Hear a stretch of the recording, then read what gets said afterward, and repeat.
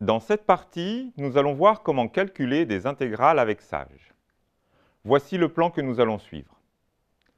Nous commencerons par donner les commandes de base. Nous calculerons des intégrales par intégration par partie. Puis nous verrons comment le calcul formel permet aussi le changement de variable.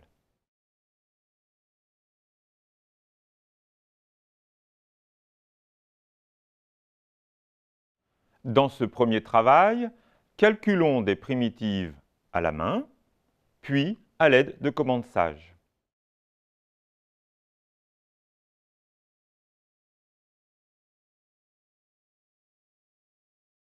Voici comment faire avec Sage. La commande integral de f de x, virgule x, renvoie une primitive de f. Comme ici, primitive de x4 plus 1 sur x2 plus exponentielle x plus cosinus x est égale à 1 cinquième de x5 moins 1 sur x plus exponentielle de x plus sinus x. Même chose ici. Primitive de x sinus x carré est égale à moins 1 demi de cosinus de x carré. La machine renvoie une seule primitive. Pour avoir l'ensemble des primitives, il faut bien entendu ajouter une constante. On peut également intégrer des fonctions avec des paramètres.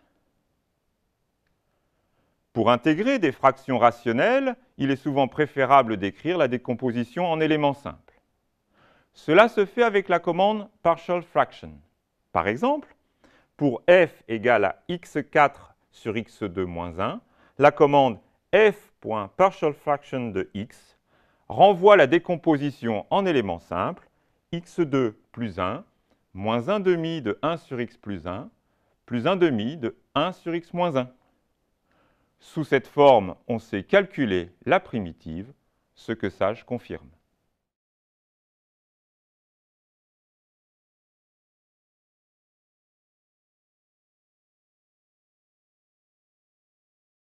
Dans ce deuxième travail, nous passons au calcul d'intégrales.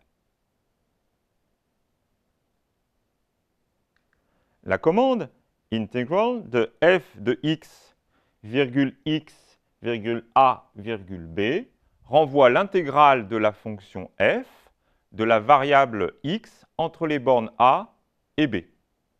Il suffit donc d'ajouter par rapport à ce qui précède les bornes en fin de commande. Ici, on intègre pour x allant de 1 à 3. L'intégrale est bien sûr un nombre et non plus une fonction, comme auparavant pour les primitives. Aucun problème pour les autres intégrales, comme celle-ci ou celle-là.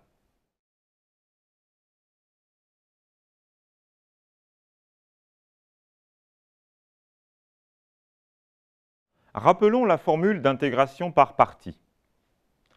Intégrale de a à b de u de x v' de x dx est égale au crochet u fois v entre a et b, moins l'intégrale de a à b de u' de x v de x dx.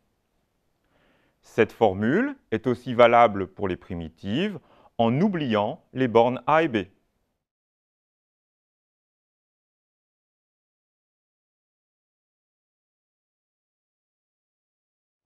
Dans ces travaux pratiques, nous allons nous intéresser aux primitives de la fonction x puissance n exponentielle x pour un entier n quelconque. Le but étant d'obtenir une formule close. Nous essaierons plusieurs approches. Nous tenterons ensuite de conjecturer puis de prouver une relation de récurrence pour Fn en suivant la méthode vue dans les séances précédentes. Dans cette dernière question, nous obtiendrons une formule directe pour Fn en suivant les mêmes étapes qu'à la question précédente.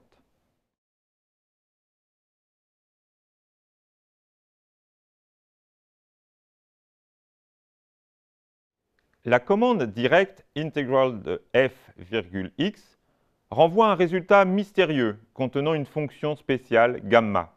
Ceci ne nous aide guère. Par contre, Il n'y a aucun problème pour calculer les primitives grand Fn pour les premières valeurs de petit n.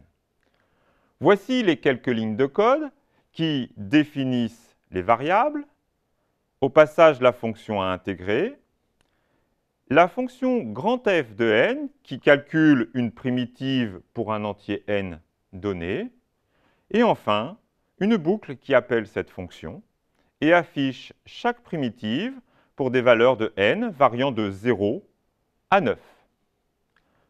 Voici les premières primitives.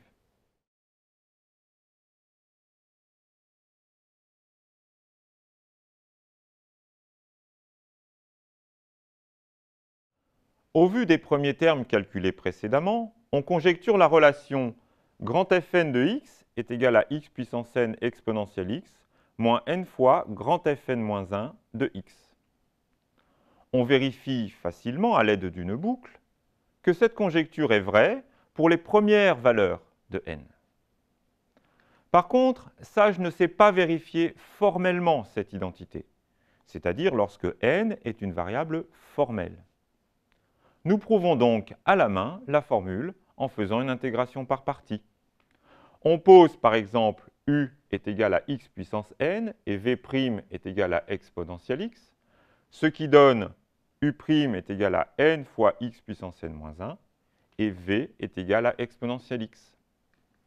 Ainsi, grand Fn, la primitive de x puissance n exponentielle x, s'exprime comme x puissance n exponentielle x moins la primitive de n x puissance n moins 1 exponentielle x, ce qui serait écrit x puissance n exponentielle x moins n fois grand Fn moins 1 de x. Cela nous donne une nouvelle façon de calculer nos primitives. Voici le code d'une fonction récursive, ff, basée sur la relation de récurrence que nous venons d'établir. Cette formulation récursive est très élégante, mais peut-être pas si simple à comprendre. Tout d'abord, si n égale 0, on sait que la primitive est l'exponentielle. On renvoie donc cette fonction. C'est la condition d'arrêt de notre récurrence. Si n est plus grand que 1, alors on sait que grand Fn de x est égal à x puissance n exponentielle x moins n fois grand Fn moins 1 de x.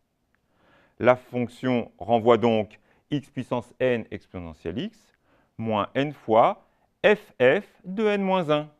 Mais le travail n'est pas fini pour la machine, puisque le résultat fait lui-même appel à la fonction au rang n-1, qui lui-même aura besoin du résultat au rang n-2, etc. Jusqu'à ce que l'on arrive au rang 0, pour lequel la condition initiale stoppe la récurrence. La machine est alors en mesure de répondre à la question pour le rang 1, puis pour le rang 2, et enfin pour le rang n, comme demandé.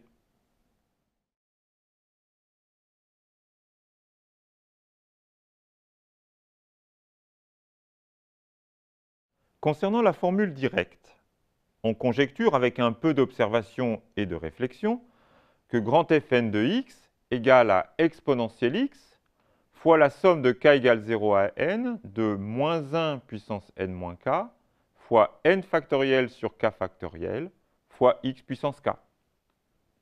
Mais comment vérifier que cette formulation est exacte? Appelons Gn le second membre de cette expression. Alors, en isolant le dernier terme de la somme, exponentielle x fois x puissance n, Gn serait écrit n fois Gn-1 plus exponentielle x fois x puissance n. Autrement dit, Gn vérifie une relation de récurrence. Cette relation est la même que celle vérifiée par Fn. De plus, les termes initiaux, G0 et F0 coïncident. En conclusion, Fn égale Gn pour tout n. Voici une nouvelle fonction qui calcule l'expression de notre primitive. C'est tout simplement l'implémentation de notre formule directe.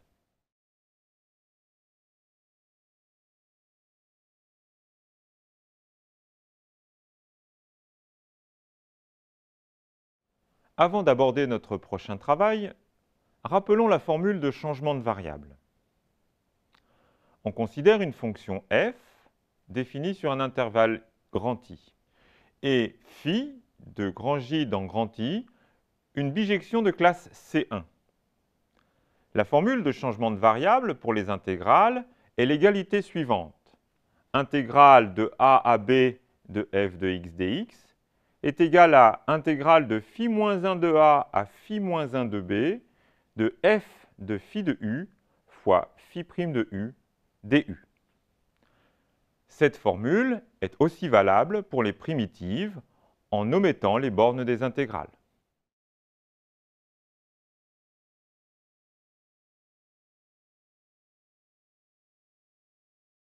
Dans cette première question du TP, nous allons procéder à un changement de variable simple. On souhaite calculer la primitive de racine carrée de 1 moins x2 en simplifiant l'intégrale avec sage grâce au changement de variable x est égal à sinus u. Nous introduisons pour ce faire la fonction phi par phi de u égale sinus u et calculons f de phi de u et phi prime de u.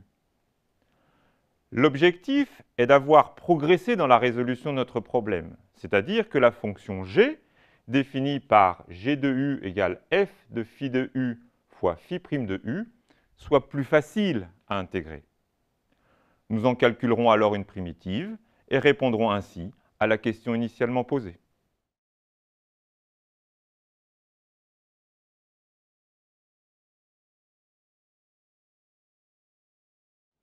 On commence par définir la fonction f par f de x égale racine carrée de 1 moins x2. Ce qu'on appelle changement de variable x égale sinus u signifie que l'on choisit pour phi la fonction sinus u. Voici l'implémentation du code. La déclaration des variables, la fonction f et le changement de variable. On obtient f de phi de u en substituant à la variable x l'expression sinus u. Cela donne f de phi de u est égal à racine carrée de 1 moins sinus carré u, soit valeur absolue de cosinus u. Ce qui s'obtient par la commande f rond phi égale f de x égale phi, puis en simplifiant. Enfin, phi prime de u égale cosinus u s'obtient par la commande dφ égale dif de phi, virgule u. On définit la fonction g comme demandé dans l'énoncé. Vous noterez qu'après le changement de variable, notre nouvelle fonction g est très facile à intégrer.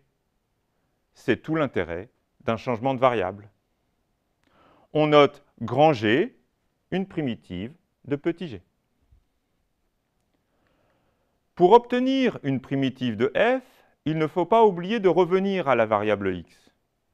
En effet, comme x égale sinus u, alors u égale arc sinus x. La commande de substitution grand F égale grand G de u égale arc sinus x donne alors la primitive recherchée. Ici, c'est arc sinus x sur 2 plus x sur 2 racine carrée de 1 moins x2. On retrouve bien la solution que propose Sage lorsqu'on lui demande directement une primitive de f.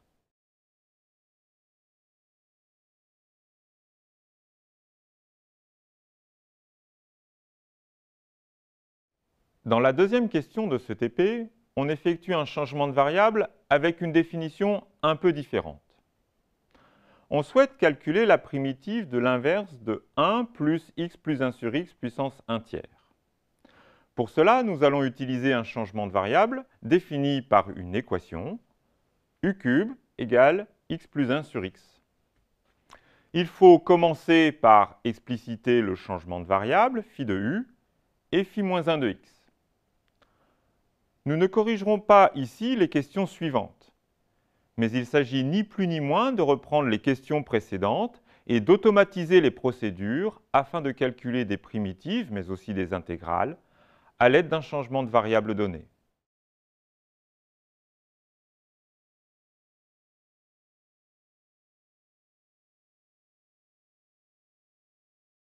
Pour calculer la primitive de l'inverse de 1 plus x plus 1 sur x puissance 1 tiers, l'énoncé nous recommande le changement de variable u cube égale x plus 1 sur x. La seule difficulté supplémentaire est qu'il faut ici exprimer u en fonction de x, mais aussi x en fonction de u. Pour cela, introduisons formellement l'équation reliant u et x par l'intermédiaire de la variable EQN, qui contient l'égalité u cube égale x plus 1 sur x.